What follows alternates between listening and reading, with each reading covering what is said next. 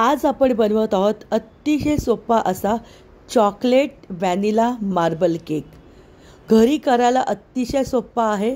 तुमचे घरातले लहान मुलंसुद्धा सहज बनवू शकतील, इतका सोपा हा केक आहे। अतिशय सॉफ्ट हा केक तयार होतो। साहित्य कपमध्ये आणि ग्रॅममध्ये दोन्ही डिस्क्रिप्शन बॉक्समध्ये मी दिलेलं आहे, ते नक्की चेक करा। इथे सगळं मेजरमेंट तुम्हाला मी कपच्या प्रमाणे दाखवलेलं आहे, पण ग्रॅममध्ये सुद्धा तुम्ही कसं घेऊ शकतात ते सुद्धा डिस्क्रिप्शन बॉक्समध्ये मी दिलेलं आहे, ते नक्की चेक करा। इथे सगळ्यात पहिल्यांदा आपल्याला सगळं जे मेजरमेंट आहे हे परफेक्ट असणं खूप जास्त गरजेचं आहे, तरच तुमचा जो केक आहे हा सॉफ्ट तयार होईल। इथे जो मी टीन यूज केलेला आहे हा 6 इंच अर्धा किलोचा टीन आहे। सुरुवातीला थोडंसं तेल ह्याच्यात टाकूया। टीनच्या सगळ्या बाजूला आपल्याला व्यवस्थित तेल लावून घ्यायचं आहे।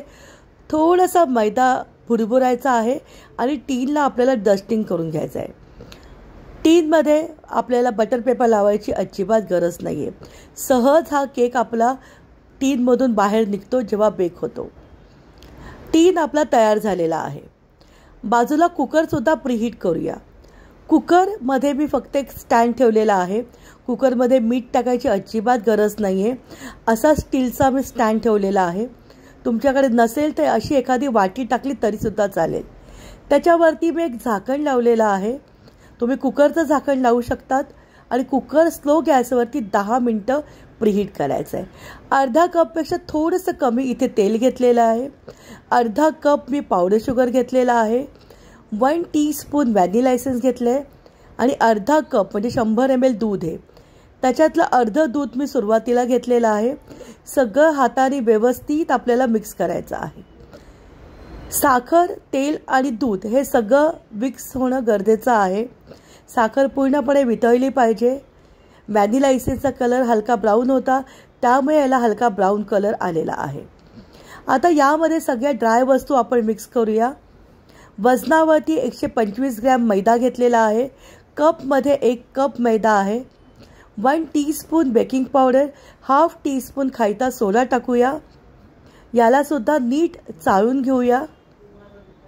पावडर शुगर मी 75 ग्रॅम घेतलं होतं। कपच्या मेजरमेंटमध्ये अर्धा कप पावडर शुगर मी यूज केलं होतं। तुम्हाला जर जास्त गोड आवडत असेल तर तुम्ही 100 ग्रॅम इतकी पावडर शुगर यूज करू शकतात। आधी मैदा मिक्स करून घेऊया आणि जे उरलेलं दूध होतं हे आपल्याला घालायचं आहे। आपल्या साधारणपणे 1 टेबलस्पून इतकं दूध हे उरून ठेवायचं आहे आणि जेव्हा आपण यामध्ये कोको पावडर मिक्स करणार त्यावेळेला आपल्याला दूध लागेल। बघा, परत थोडंसं मी दूध घातलेलं आहे आणि 1 टेबलस्पून इतकं दूध बॅलन्स ठेवलेलं आहे। सगळं मिक्स नीट करून घेणं गरजेचं आहे। मैदा नीट मिक्स झाला पाहिजे। आता आपण हे जे तयार झालेलं बॅटर आहे ह्याला 2 भांड्यांमध्ये इक्वल पोर्शनमध्ये डिवाइड करणार आहोत। एक व्हॅनिला बेस आपला आहे आणि एकामध्ये आपण कोको पावडर घालणार आहोत। त्याच्यामुळे बरोबर अर्ध ह्याच्यातलं जे प्रमाण आहे हे आपल्याला वेगळ्या बाउलमध्ये काढून घेणं गरजेचं आहे। तुम्ही व्हिडिओमध्ये बघतायत याचा थिकनेस किती आहे। हे जे अर्ध बॅटर काढलेलं आहे त्याच्यामध्ये आपल्याला 1 टेबलस्पून इतकं कोको पावडर ॲड करायची आहे। जर तुमची कोको पावडर लाईट असेल तर तुम्ही 2 टेबलस्पून यूज करा। माझी कोको पावडर डार्क होती म्हणून मी ह्याच्यामध्ये 1 टेबलस्पून कोको पावडर आपल्याला चाळून ॲड करायची आहे।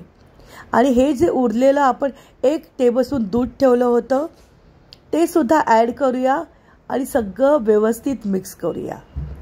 जर या रेसिपीमध्ये तुम्हाला मैदा नको असेल तर तुम्ही गव्हाचं पीठसुद्धा यूज करू शकतात।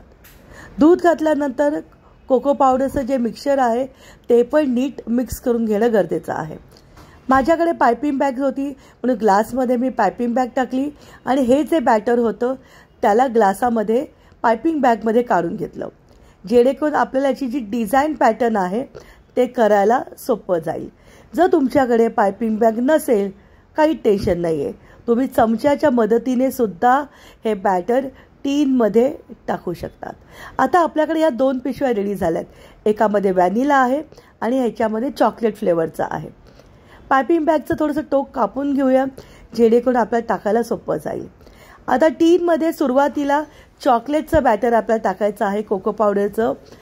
जसं तुम्ही व्हिडिओमध्ये बघताय तसं मी याच्यामध्ये एक पॅटर्न तयार केलेला आहे. थोडंसं चॉकलेटचं बॅटर टाकलेलं आहे, थोडंसं व्हॅनिलाचं बॅटर टाकलेलं आहे आणि असं आपण याला राऊंड राऊंड एक पॅटर्न करत गेलो आहे. समजा तुम्हाला हे असं नाही जमलं तर चमच्याच्या मदतीने तुम्हाला जसं जमेल तसं अनइव्हन टाकत गेलं तरीसुद्धा चालेल. अप्रतिम असा आपला हा केक तयार होतो. जर तुम्हाला माझे खाद्यजत्रेचे यूट्यूब चॅनलचे व्हिडिओ आवडत असतील तर आमच्या चॅनलला लाईक करा, व्हिडिओला जास्तीत जास्त शेअर करा आणि बाजूला दिलेला बेल आयकॉनला क्लिक करा.